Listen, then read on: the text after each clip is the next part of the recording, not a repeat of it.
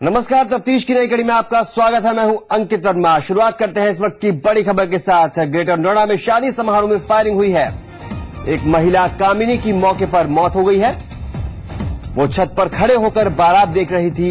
एक गोली उसके सिर में जा लगी। गंभीर हालत में उसे अस्पताल ले जाया गया है, जहां डॉक्टरों ने उसे मृत घोषित कर दिया। वहीं दूल्हे के पिता के खिलाफ पुलिस ने केस दर्ज कर लिया है, लेकिन वो फरार है।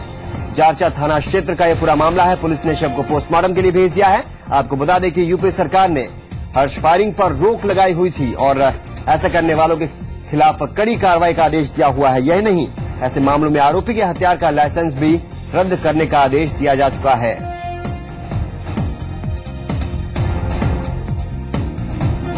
इस खबर पर ज्यादा जानकारी की बात करते हैं जी मीडिया संवाददाता अमित चौधरी से। अमित, आरोपी के बारे में क्या कुछ पता चल पाया है, कहाँ है वो?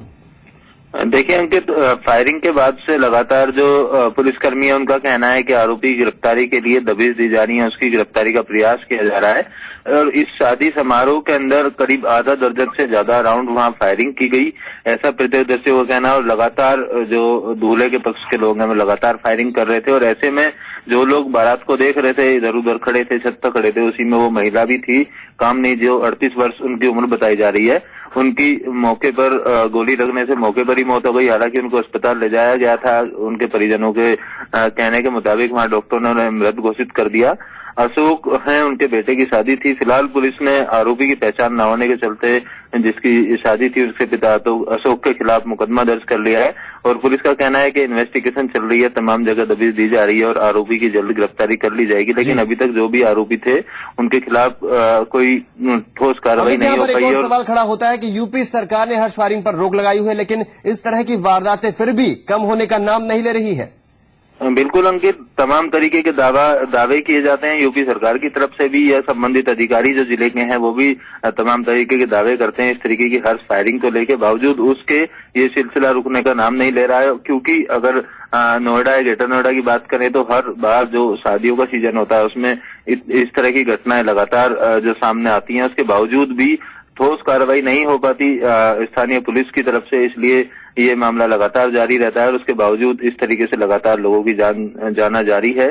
फिलहाल इस मामले में भी पुलिस की लापरवाही साफ तौर पे देखने को मिल रही है। अभी तक घटना को करीब 2 घंटे के आसपास हो गए। अभी तक जो आरोपी हैं उनकी गिरफ्तारी पुलिस नहीं कर पा रही। केवल जो पुलिस के अधिकारी हैं वो जो बयान दे रहे हैं कि हम जल्द गिरफ्तारी कर लेंगे और दबिश दी जानी है, उसी तरीके के रटे बयान अंकित सामने आ रहे हैं। इसी के चलते जो आरोपी हैं वो लगातार इस तरीके की घटनाओं को अंजाम देते हैं। जी, शुक्रिया जानकारी देने के लिए।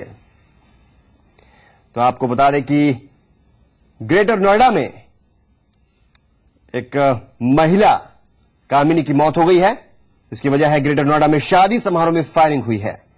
वो छत पर खड़े होकर बारात देख रही थी। यादव सिंह के काले कारनामों के हर राज से अब पर्दा उठने लगा है और अब जो खुलासे हो रहे हैं उससे अब इस महाभ्रष्ट इंजीनियर के परिवार और करीबियों की मुश्किल भी बढ़ती दिखाई दे रही है। आज हम आपको बताएंगे करप्शन के इस चेहरे के पीछे का एक और राज। देखिए,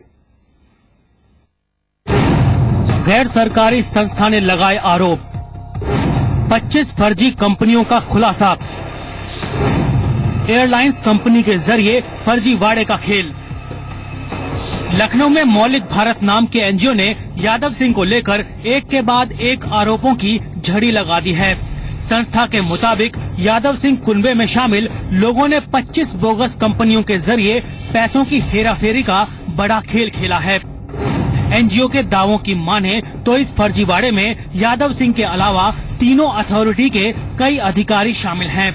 जून 2014 में बहाली के बाद और 12 नवंबर को चीफ इंजीनियर बनाए जाने के बाद सैकड़ों टेंडर स्वीकृत किए गए और रुके हुए भुगतान जारी किए गए।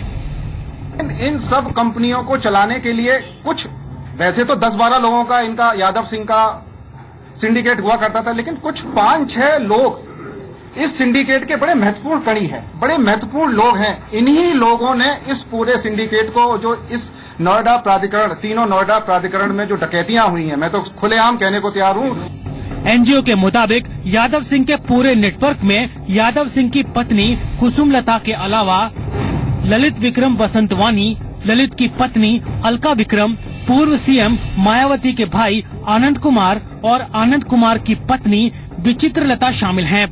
ये सभी लोग एक नेक्सस बनाकर काम करते थे। इनके साथ तमाम और लोग भी जुड़ गए थे। इतना ही नहीं, एनजीओ का आरोप है कि इन लोगों ने इंडियाना एयर प्राइवेट लिमिटेड नाम से एक एयरलाइन कंपनी भी बनाई, जिसके तार मॉरिशस टूर से जुड़े होने की संभावनाएं हैं। इस कंपनी को कॉरपोरेट मामलों के मंत्रालय से 5 प्रकार के बिजनेस करने की छूट मिली हुई है। मतलब यहाँ से लूटिए, अथॉरिटी का लूटिए, डकैती डालिए, इस कंपनी में पार्क कीजिए और एयरलाइन बनाकर आप बाहर जाके फॉरेन में जाके इन्वेस्ट कर दीजिए। मित्रों, ये लूट नहीं तो क्या है? एयरलाइन बनाना क्या छोटा मोटा? एयरलाइन ऑपरेट करना, एयरलाइन मैन्युफैक्चर करना क्या छोटा मोटा काम है? ये कौन कर सकता है? ये सिर्फ शातिर कर सकता है, सिर्फ बड़ा घोटालेबाज कर सकता है।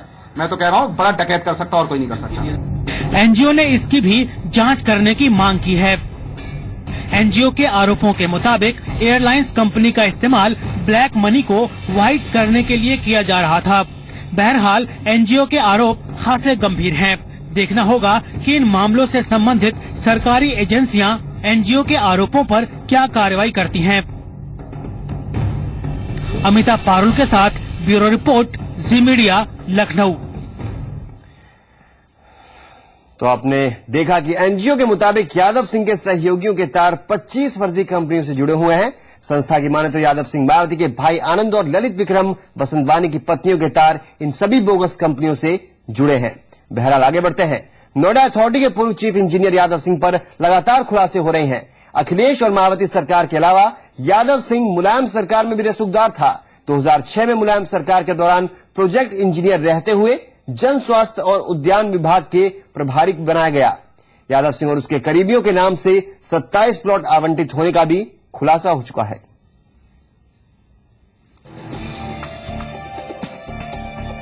यादव सिंह पर लगातार हो रहे खुलासों से इतना तो जाहिर है कि उसने अपने मंसूबों को पूरा करने के लिए नौकरी को सिर्फ एक जरिया बनाया। उसका मकसद था सिर्फ नोट कमाना, और उसे कमाने के लिए ना तो उसने सरकारों की परवाह की और ना ही अथॉरिटी में बैठे उच्च अधिकारियों की। भ्रष्टाचार के इस खेल में यादव सिंह से या तो सरकारों और अधिकारियों ने हाथ मिलाया, या फिर जो यादव सिंह का ना हुआ उसका तबादला हुआ। यूपी में हर बदलती सरकार के साथ यादव सिंह पहले से ज्यादा बड़ा धनकुबेर बनता गया। यादव सिंह मायावती सरकार के साथ ही मुलायम सरकार में भी उतना ही ताकतवर था। उसे हमेशा मलाईदार पोस्टिंग मिली और उसका रसूख बना रहा।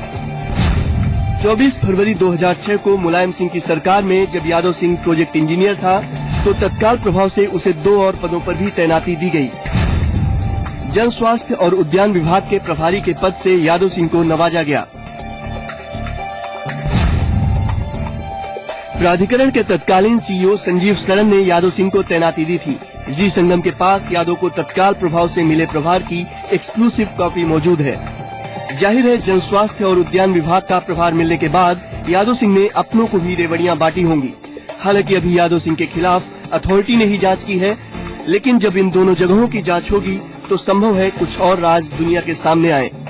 नोएडा अथॉरिटी ने जो रिपोर्ट आयकर विभाग को सौंपी है, उसमें इस बात का जिक्र है कि यादव सिंह जिन जिन पदों पर तैनात हुआ, वहां उसने सिस्टम की जड़ें खोदकर अपने महल तैयार किए। रिपोर्ट के मुताबिक यादव सिंह और उसके करीबियों के नाम से कुल 27 प्लॉट आवंटित हुए थे। इनमें से 2 प्लॉट आवासीय हैं, जबकि 25 प्लॉट कमर्शियल हैं। ये 25 आवंटन यादव सिंह, उसकी पत्नी कुसुमलता, पुत्र सनी यादव के अलावा राजेश मनोचा, नम्रता मनोचा, अनिल पेशावरी, मीनाक्षी पेशावरी के नाम से चलने वाली कंपनियों के लिए आवंटित हुए थे। इसके अलावा प्राधिकरण की तरफ से दी गई रिपोर्ट में बताया गया है कि 2007 से 2012 के दौरान यादव सिंह और उसके करीबियों को 10 प्लॉट आवंटित किए गए थे। इस सूची के मुताबिक 10 प्लॉट प्राधिकरण से इन कंपनियों के नाम पर 2012 से पहले ही अलॉट किए जा चुके थे, जबकि 17 प्लॉट ऐसे थे जो इन कंपनियों ने रिसेल में खरीदे थे। ये सारे अलॉटमेंट मायावती सरकार के पावर में रहते किए गए थे। रिपोर्ट में ये बात भी साफ साफ लिखी है कि इनमें से 18 प्लॉट यादव सिंह और उसके परिवार के नाम पर थे। इस रिपोर्ट के सामने आने के बाद माना जा रहा है कि अब यादव सिंह के करीबियों और उन कंपनियों पर भी जांच की आंच पड़ेगी जिन्होंने रिसेल में ये प्लॉट यादव सिंह के करीबियों को बेचे। अमित चौधरी के साथ अनुराग चड्ढा, जी मीडिया। क्या यूपी में बदमाशों को कानून का खौफ नहीं है? ये सवाल इसलिए क्योंकि आए दिन किसी न किसी जगह अपराधी और बदमाश कानून को हाथ में लेते हुए नजर आ ही जाते हैं। हालात ये है कि अब पुलिस भी बदमाशों के कहर से अछूती नहीं रही। ताजा मामला बागपत जिले का है, जहां बदमाशों ने फायरिंग करके अपने साथी को छुड़ा लिया, बल्कि वो जाते जाते पुलिस कर्मियों के हथियार भी लूट कर ले गए। बेखौफ अपराधी, बेबस पुलिस। जी हां, कुछ ऐसे ही हालात इन दिनों यूपी के तमाम जिलों में हैं। आम जनता की बात तो छोड़िए, अपराधियों के मन में खाकी का खौफ भी खत्म होने लगा है। ताजा मामला बागपत जिले का है, जहां खाकी से बेखौफ अपराधियों ने पुलिस टीम पर फायरिंग कर न सिर्फ अपने साथी को छुड़ा लिया, बल्कि जाते जाते पुलिस कर्मियों के हथियार भी लूट ले गए। दरअसल उत्तराखंड पुलिस हत्या के एक मामले में अमित उर्फ भूरा नाम के एक कुख्यात अपराधी को देहरादून से बागपत पेशी के लिए ला रही थी। जैसे ही टेम्पो दिल्ली यमुनोत्री हाईवे पर पहुंचा, स्कॉर्पियो सवार करीब दर्जन भर बदमाशों ने टेम्पो पर फायरिंग शुरू कर दी। इससे पहले कि पुलिसकर्मी संभल पाते, अपराधियों ने पुलिसकर्मियों की आंखों में मिर्च स्प्रे डालकर अमित को छुड़ा लिया और मौके से फरार हो गए।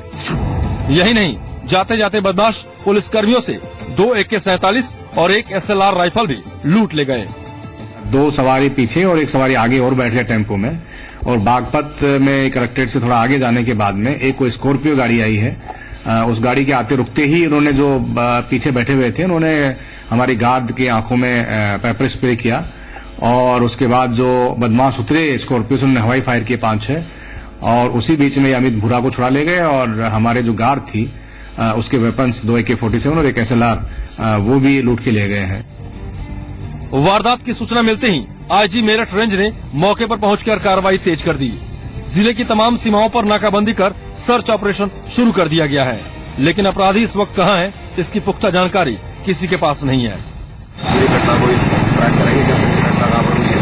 बहुत एक प्लान घटना है, ज्यादा उम्मीद का एक वायरल भी हुआ होगा, तो सारे ट्रैक्स पर हम करते हैं और पूरी उस पर कार्रवाई करें। इस पूरे मामले को लेकर देहरादून के SSP पर भी गाज गिरी है। SSP अजय रौतेला को हटाकर उन्हें पुलिस मुख्यालय से अटैच कर दिया गया है। साथ ही 5 पुलिसकर्मियों को सस्पेंड कर उनके खिलाफ लापरवाही का मामला दर्ज किया गया है। अब सवाल ये है कि जिस शख्स को कानून के शिकंजे से छुड़ाने के लिए अपराधियों ने तांडव किया, वो आखिर है कौन? तो हम आपको बता दें, अमित उर्फ भूरा नाम के इस कुख्यात अपराधी पर यूपी उत्तराखंड में हत्या और लूट के कई मामले दर्ज हैं। भूरा कुख्यात अपराधी सुनील राठी गैंग का शार्प शूटर माना जाता है, जिसे पुलिस के रिकॉर्ड में रुड़की जेल के बाहर हुए गैंगवार और तिहरे हत्याकांड का आरोपी भी माना जाता है। यही नहीं, भूरा बागपत के सिलाना गांव के प्रधान पति की हत्या का भी आरोपी है, और इसी मामले में पेशी के लिए उसे बागपत लाया जा रहा था, जब उसके साथियों ने पुलिस टीम पर हमला कर बड़े ही आसानी से उसे छुड़ा लिया। इस बीच जो इन्फॉर्मेशन मिली है, उसके बेसिस पे जो लोग उनके सहयोगी इसको भगाने में जिन्होंने साथ दिया है, उनके विवरण भी प्राप्त किए जा रहे हैं।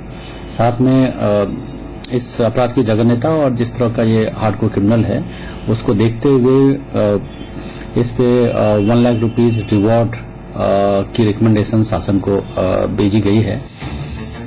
सवाल ये कि ऐसे अपराधी की सुरक्षा को पुलिस ने गंभीरता से क्यों नहीं लिया? एक टेम्पो से महज कुछ पुलिसकर्मियों की निगरानी में भेजना आला अधिकारियों की लापरवाही नहीं तो और क्या है? बागपत से कुलदीप चौहान के साथ सोनू सिंह, जी मीडिया, देहरादून। तो बागपत में पुलिस हिरासत से फरार हुए बदमाश अमित भूरा और उसके साथियों की तलाश में पुलिस ने सर्च ऑपरेशन शुरू कर दिया है। बदमाशों को पकड़ने के लिए 12 टीमें बनाई गई हैं। कई जगहों पर पुलिस ने दबिश दी है। बताया जा रहा है कि पुलिस ने 6 लोगों को हिरासत में लिया है और उनसे पूछताछ की जा रही है। मेरठ रेंज के आईजी आलोक शर्मा समेत आला अधिकारी हालात पर नजर बनाए हुए हैं।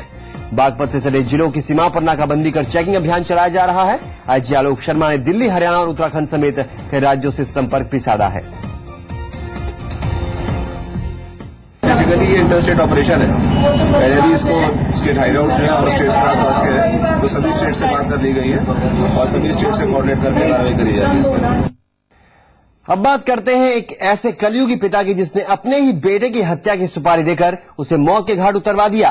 वारदात बिजनौर के एक गांव की है। आखिर क्यों एक पिता बन बैठा अपने बेटे का गुनहगार? करते हैं तफ्तीश।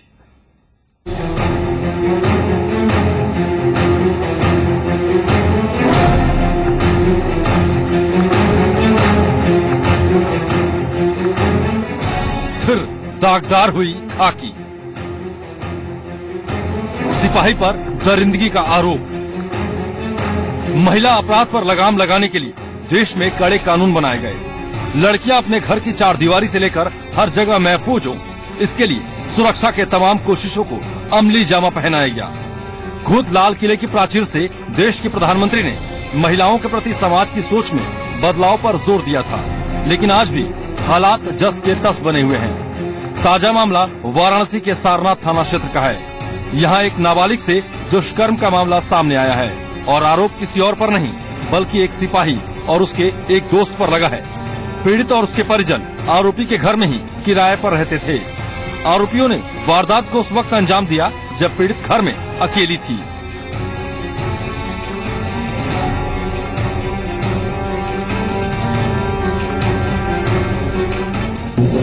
बताई कि हमारे साथ ऐसे ऐसे मकान मालिक का लड़का क्या करते हैं मकान मालिक?